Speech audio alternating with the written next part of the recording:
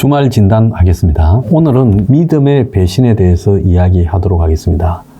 우리 인간사에서 일반적인 배신은 차고도 넘칩니다. 형제 간에 있어서도 배신이요 보편적이고, 또 부모와 자식 간에 있어서도 배신이 보편적입니다. 이런 배신이 제일 아픈 종류죠. 하물며 살면서 만난 지인이나 동료들과의 관계 배신은, 그거는 오히려 배신이 생기는 것이 더 자연스러울 정도입니다. 여러분들이 한번 생각해 보십시오. 평소에 얼마나 많은 사람을 만나고 헤어지고 했습니까?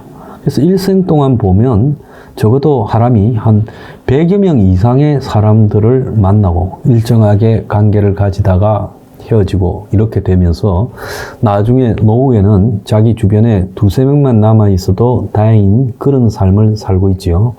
그래서 일상적으로 사람을 가까이 만나다가 또 이해관계가 없어지거나 그렇게 되면 또 소원해지는 거, 이거는 배신의 차원이 아니라 그냥 사람들의 관계 정도라고 봐야 되죠. 배신이라고 하려면 서로 간에 신뢰할 만한 위치에 갔는데 거기서 신뢰를 갖다가 저버리고 상대에게 충격을 남기는 겁니다.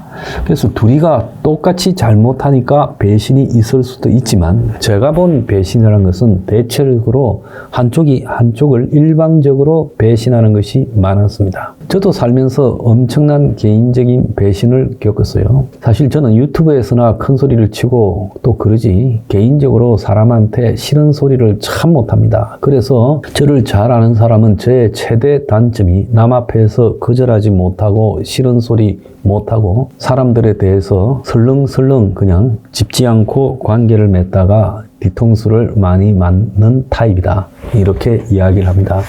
고치려고 해도 그 참 안 고쳐졌습니다. 그런 배경 중에 하나는, 저는 사람하고의 관계에서 가장 중요한 것은 의리라고 생각합니다. 배신의 반대말은 저는 의리예요. 의리를 배신했다 이렇게 하잖아요. 그러니까 배신의 반대말은 의리라고 봐야 된다. 근데 의리라는 것은 저는 정의라고 생각합니다. 왜냐하면 같이 어떤 은행을 털자고 서로 간에 의리를 지키는 것은, 그건 의리라는 말이 안 맞는 거죠. 물론 도둑놈끼리, 강도들끼리도 의리는 있겠지만은 그것은 그들 간의 돈독한 의식이지 그걸 의리라고 붙일 수는 없습니다. 그래서 강호에 의리라는 말을 붙이려면 모여서 그나마 어떤 생산적인 어떤 가치를 지향하면서 발생하는 관계 속에서 믿음이 의리라고, 그렇게 저는 생각합니다. 그래서 흔히 무협지에 나오는 강호의 의리가 땅에 떨어졌다 이럴 때, 그때 의리라는 것은 강호라는 부분이 말을 하는 것이, 이 세상에 의협심이 있는 사람들이 살아가는 세상에서 의리가 땅에 떨어졌다 이렇게 보는 거죠. 그래서 의협심이라는 것 자체는 세상을 갖다가 바르게 살려고 노력을 하는 통이 큰 사람, 이렇게 해석이 될 수 있습니다. 그래서 우리가 적어도 배신이라고 말을 하려면 그것은 아주 사적인 관계에서의 이 뒤통수 맞는 거, 이거는 배신이라고 하기보다도 배신의 범주에도 못 들어간다. 그것은 그야말로 인간들의 아주 얄팍함 정도다. 적어도 배신이라고 말을 하려고 하면 그 속에는 서로가 깊은 관계를 가지면서 어떤 가치나 어떤 삶, 그리고 또 인간관계를 계속 가다듬어 온 사이에서 배신이 나오는 것이다, 저는 그렇게 봅니다. 그런데 이제 배신의 강도 중에서 가장 큰 것은 믿음의 배신이라고 해요. 그럼 일반 배신과 믿음의 배신이라는 것은 어떻게 다르냐? 일반 배신이라는 것은 우리가 앞으로 좋은 일을 하면서 불이웃도 돕고 좋은 일을 하면서 착하게 같이 죽을 때까지 살자다가 사소한 걸로 시비가 걸리고 오해가 발생해서 서로 안 보게 되는 거, 이런 것들은 그냥 배신이라고 할 수 있어요. 또 우리가 사업을 갖다가 서로가 신뢰를 가지고 하자. 그래서 너하고 나하고는 동업자다. 그래서 물건을 싸게 생산해서 좋은 물건을 팔면서 돈도 벌고 세상에 좋은 일도 하자. 이러다가 동업하면서 상대를 덩쳐먹어버리는, 이것도 배신이죠. 근데 믿음의 배신이라는 것은 그보다 한 단계 더 높은 것이다. 우리가 믿음이라고 하려면 그 믿음의 대상은, 우리가 믿을 신이라고 하지만 적어도 신자를 넣을 만한 대상은요, 일반 개인들 간에 서로 등 돌렸다고 이해관계 충돌이거나 아니면 그냥 단순한 배신이지 그걸 믿음의 배신이라고 하지는 않습니다. 자, 믿음의 배신은요, 최근에 한국에서 12월 초에 계엄 실패와 탄핵 이후에 벌어진 넉 달간의 기간에 벌어진 일이 가장 좋은 현실적이고 우리 주변에 있는 생생한 사례를 보여준다고 생각합니다. 자, 우리는 믿음이라고 하는 범주까지 가려면 어떤 종교에 대한 믿음, 또 어떤 사람의 정치적 가치에 대한 믿음, 자신의 이데올로기에 대한 믿음, 이런 정도, 그러니까 정치, 종교, 자신이 평생을 지키고 따라야 될 가치죠. 살아가는 세상의 가치, 그것이 이데올로기라고 봐야 되지 않겠습니까? 어떻게 살 것인가 하고 관련되죠. 그래서 이데올로기가 공산주의면 모두가 평등해야 된다고, 자본주의는 그야말로 열심히 노력한 사람이 거기에 상응하는 대가를 받아야 된다는 거고, 민주주의는 누구 하나 독재하는 것이 없이 서로 간의 토론과 합리적 결정 과정을 통해서 정해진 것을 존중한다. 이것이 이제 민주주의적 가치다, 이렇게 볼 수 있지 않겠습니까? 지난 몇 달 동안의 좌우 싸움질 속에서 좌측은요, 좌파의 가치를 가지고 이재명을 믿어야 됩니다. 그래야 그게 믿음의 배신이 돼요. 그냥 이재명이 인간을 믿는다는 거는 그거는 아무런 의미가 없는 거예요. 근데 과거에 지금 이재명이가 살아온 과정을 보면 뭐 욕설 이런 거 떠나가지고, 또 뭐 검사 사칭 떠나가지고, 김부서하고 뭐 이런 거 떠나가지고, 대장동, 그리고 백현동, 위례, 정자동에서 벌어진 사건, 그것은요, 지자체 단체장이 그 지자체의 시민들을 위해서 최선을 다할 것이라는 믿음의 배신이었습니다. 이재명이가 북한에다가 대북 송금을 한 것은요, 그것은 한국의 대통령이 되려는 사람은 대한민국이 건국된 헌법의 가치를 존중한다, 그런 관점에서 보면 북한에 대북 송금을 하고 잘 보이려고 한 것은 그것도 이데올로기적 한국의 가치에 대한 배신이었습니다. 그래서 이재명의 이런 배신에도 불구하고 이재명을 믿고 따르는 사람은요, 단지 이재명이가 이 세상을 한번 확 엎어놓을 거다, 이재명이 같은 사람이 돼가지고 세상 한번 뒤집어버리고 우리한테 골고루 많이 나눠줘야 된다, 이런 걸로 생각을 한다면 복수심이 들어있거나, 아니면요, 그야말로 자기한테 돈 나눠주는 사람을 지지한다는 이해관계가 들어있는 거죠. 이것은 믿음의 범주에 속하지 못한다는 겁니다. 보수로도 마찬가지예요. 대통령이면요, 자기 부인이 아니라 자기가 믿는 대한민국의 가치, 윤석열 대통령은 국민의힘이라는 정당이 추구하는 가치에 대해서 찬성을 하고 입당해서 대선 후보로서 대통령 당선되지 않았습니까? 그리고 자기한테 충성을 바치고 꼬리를 앞에서 알랑거리는 사람에 대해서 중시하고 나머지 사람들을 배관시하는 게 아니라 민주주의 믿음의 가치로서 대통령이 되어서 잘 통치하려면요, 참모들의 의견도 중용하고, 즉 총리나 장관들도 존중하고 청와대 실장이나 수석들도 존중하고, 또 더 나아가서 계엄을 할 일이 벌어졌다면 솔직히 토로해야 되죠. 이 나라가 틀렸습니다. 내가 계엄을 해야 될 건데 이 부분에 대해서 동의를 좀 해달라. 그래서 정식으로 국무회의를 열고 정식으로 찬반을 거쳐서 결정을 내리는 방향으로 가셔야 되고, 또 한편으로 참모들이 죽어도 안 된다고 다수가 반대하면 안 했어야 되는 거예요. 근데 윤통의 믿음은요, 부인에 대한 믿음이 대부분이었고, 나머지 대통령이란 자가 가진 권위에 걸맞는 국민과의 믿음, 대한민국의 가치에 대한 믿음은 지극히 약했다고 저는 보는 겁니다. 그런 모습을 보면서요, 지난 4개월간의 보수에서 투쟁한 분들요, 일개 이름도 없는 무명초에 불과하지만 윤통이 좋아서가 아니라 이재명이 됐을 때 나라가 어떻게 되겠는가, 부패한 자고 친북적인 자다, 그래서 저건 막아야 되고 인성이 갖추지 못해서 막아야 된다. 다들 다양한 이유가 있겠지만은 정상적인 국가로서 대한민국이 살아남는데 이재명이라는 사람이 너무도 어울리지 않고 위험하다고 생각해서 다 싸우지 않았겠습니까? 그러면 그 보수 진영 안에서도 이 보수라는 가치의 믿음에 대한 존중이 있어야 되는데, 죽도록 싸우는 열정페이하는 사람은 따로 있고, 보수들을 거리에 동원해서 돈을 줬습니까? 계약관계도 아니에요. 그냥 다만 열정 헌신으로 나를 위해서 하라. 어떻게 보면 이게 사이비 종교의 착취가 될 수도 있다고 봅니다. 갈취가 될 수도 있죠. 돈을 써가면서 건강을 배려가면서 아침부터 한밤중에 밤까지 세우면서 며칠을 밤을 세우는 거, 이거야말로 어떻게 보면 그 믿음이 옳지 않다면 이것은요, 사이비 종교와 똑같은 열정페이, 그리고 강요, 착취, 이런 게 될 수 있는 겁니다. 그런데 보수의 믿음은 어땠습니까? 한번 잘 생각해 보시기 바랍니다. 저는요, 공산주의를 싫어하고, 그리고 무조건 평등하자는 것도 싫어하고, 그래서 저는 보수에 남아있지만 이 보수가요, 집을 가지고 돈 벌어먹고 주식 투기를 하고, 그래서 이 사회의 대부분의 보수 기득권층이 살아가는 모습은 적어도 보수의 교과서에 맞지 않는 모습이다. 보수라는 가치의 진정한 교과서는요, 사회를 점차적으로 개선해 간다.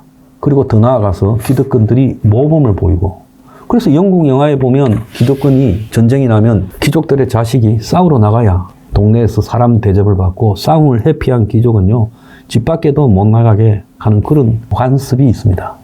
그리고 귀족은요, 자기네 명예를 갖다가 존중하고, 또 귀족은 자신보다 못한 사람에 대해서 함부로 말하거나 행동하지 않아야 된다. 그런 것들이 영국의 귀족을 만드는 것이지, 단지 타고난 계급이 높다, 타고난 물려받은 재산이 많다가 귀족이 아닌 거죠. 그래서 그런 관점에서 봤을 때 보수가요, 부동산 투기하고, 그 다음에 뭐 온갖 불법 탈법들, 논문을 갖다가 뺏기고 자식을 군대 빼고부터 시작해서 세금을 안 내고, 지금 대한민국에 대통령 되려는 사람 중에 여기 안 걸린 사람이 어디 있어요? 공짜로 술 먹고 다니고부터 시작해서 시장할 때 무슨 땅 다 도둑질 해먹고 안 걸리는 사람이 없어요. 그러니까 좌우 이데올로기에 전혀 근처도 못 가는 사람들. 좌파의 이데올로기라면요, 진짜 충실해야죠. 근데 이재명이가 좌파 이데올로기에 충실합니까? 보수의 지금 기득권 정치인들 중에 보수의 이데올로기에 충실한 사람 얼마나 있어요? 그러니까 정치가 자신들이 표방하는 가치에 대해서 완전히 대중의 믿음을 배신하고 있다는 거예요, 정치인들이요. 실망과 충격은요, 자신의 믿음에 대해서 성공 실패와 관계없이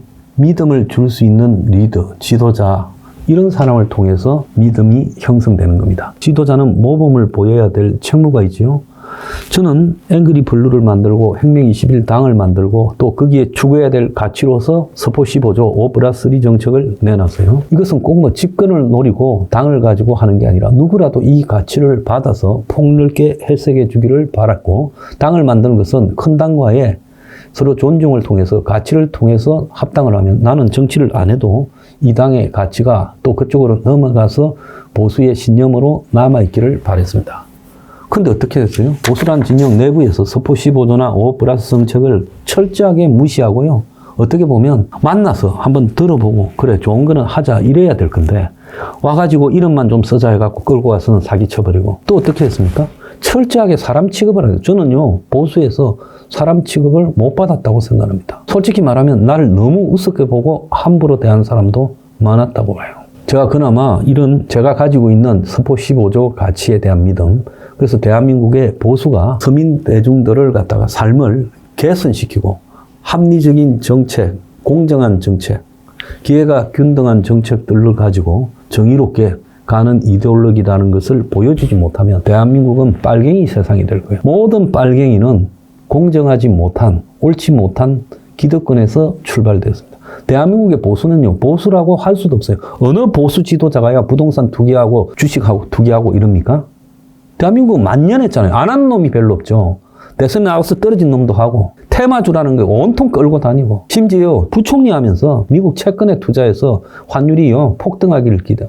이런 것들이요, 결국은 입으로 옳은 말을 해도 믿음에 대한 배신이라는 겁니다. 저는 동지들이 많지 않아요. 몇백 명 차원이고, 또 마음으로 이렇게 지원을 하는 동지들까지 포함하면 불과 한 3천 명의 동료들이 있지만은, 이 동료들과 함께 제가 죽을 때까지 그들이 저를 믿은 부분에 대해서 절대로 믿음의 배신을 안 하려고 합니다. 그래서 제가 삶이 매우 소박해졌죠. 개인 생활도 거의 없죠. 시간만 나면 어떻든 이 고민을 하고 방법을 개선하고 노력해 보려고 합니다.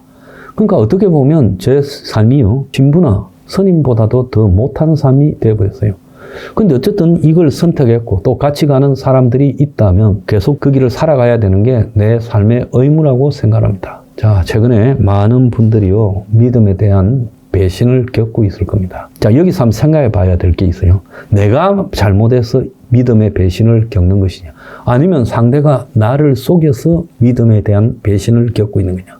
대부분요, 상대가 나를 속였어요. 자신을 과장하고 과대포장하고 그리고 자신의 그 지뢰를 가지고 모든 것을 믿게 만드는 속임수를 썼어요. 그렇지만 나는 책임이 없느냐? 나도 책임이 있어요. 내가 믿을 정도로 가치가 있어서 밤을 새워서 투쟁하고 맨날 며칠을 투쟁하고 투쟁이 주업이 될 정도가 됐다면 나도 내가 믿는 믿음의 대상에 대해서 검증을 해야지요. 저 사람이 옳은 소리를 하고 있는가? 여태까지 옳게 살아왔는가? 그리고 정당한 일을 하고 정의롭게 가려다가 고난을 겪고 있는가? 그걸 검증하지 않고요. 맹목적으로 과거에 왕권 국가에서 마치 백성들이 왕이라고 하면 무조건요 충성을 바치듯이 이렇게 하는 모습으로 믿음을 가졌다면 애초에 그 믿음을 가진 당신도 허상을 추구하는 거다. 이걸 저는 깨달아야 된다고 봅니다. 믿음은 배신되기가 십상입니다. 저 중동에 가보세요. 완전히 이슬람교 중에서 썩은 강경파들이요. 사람의 목숨을 순교라는 명목으로 이용을 해먹고 종교라는 이름으로 목을 치고 거지랄을 하고 있지 않습니까? 그거는요. 이슬람에 정말 옳은 가르침이 있다면 거기에 100% 어긋나는 세계에서 저렇게 하라고 만든 종교는 없습니다. 아니 이슬람 자체가 원천적인 문제의식을 고쳐나가려고 노력을 안 했던가요? 기독교도 마찬가지입니다. 저도 한때 종교를 가졌지만 지금은 그 종교에 나가고 있지 않습니다. 그냥 제 자신의 삶에서 그 종교가 가진 뜻을 반영하려고 노력하고 살고 있어요. 저도요, 과거에 정치적으로 살았죠. 정치인으로서 살았어요. 근데 거기서 엄청난 믿음의 배신을 당했습니다. 의리를 지키려다가 나중에 보니까 나 혼자 고립되어 있고 완전 뒤통수를 맞아버렸죠. 그래서 세상에는 제대로 된 믿음의 대상을 가지는 것도 힘들고 그 믿음에 대한 의리를 지키는 것도 힘들고 그래서 이 세상은요, 그야말로 배신당하고 좌절하고 이용당하는 그런 세상이 보편적으로 되어가고 있습니다. 자, 여기서 제가 여러분한테 말씀드리는 것은 어떤 대상에 대해서 믿음의 배신을 안 당하려면 자신이요, 끊임없이 자기가 믿는 대상에 대해서 고민하고 또 거기에 대해서 연구하고 거기에 대해서 창의력을 갖다가 발생시키려고 노력하고 지식을 쌓아가고 그것이 보편적 인간의 가치에 맞는 것인가까지 검증해야 된다고 봅니다. 한국의 정치인에 대한 믿음, 이재명에 대한 믿음, 그리고 윤석열에 대한 믿음, 이 개인적인 믿음은요, 아무런 가치가 없는 거예요. 그건 자신이 잘못 세팅된 거예요.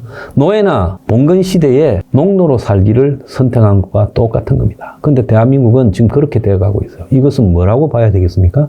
대한민국의 올바른 믿음, 이걸 가진 사람이 없기 때문에 전부 일반 시민들도 미쳐가고 있다. 가짜 믿음을 추구하고 결국 그 가짜 믿음은 믿음의 배신으로 나오게 돼 있다는 겁니다.